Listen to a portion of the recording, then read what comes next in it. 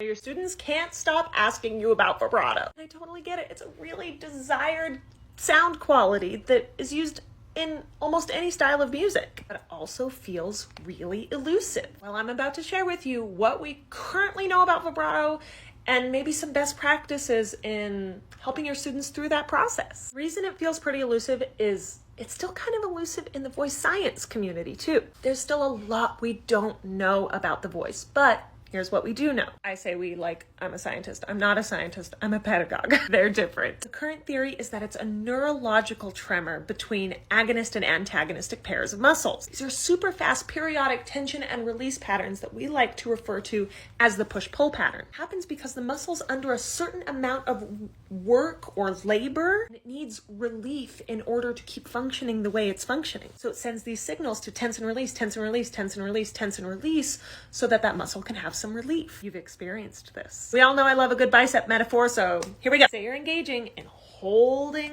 a significant amount of weight, we might say.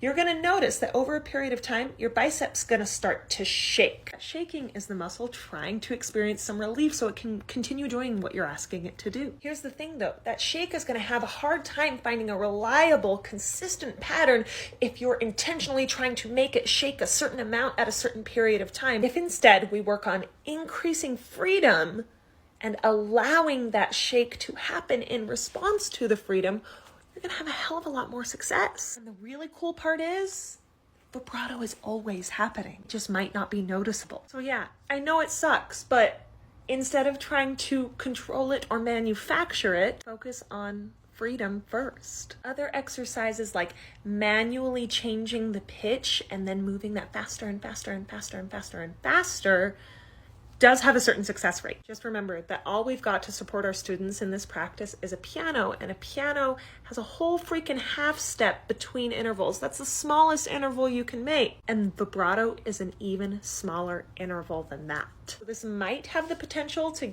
introduce vibrato in a way that goes at a wider frequency spectrum than is generally perceived desirable. That is a great way to start playing around with that push-pull pattern and getting familiar with the sensations. But freedom first. Did this align with your perception of vibrato? Do you try these activities in the voice studio? Or do you have some other things that you play around with that you found successful? Be sure to let me know in the comments. Happy teaching!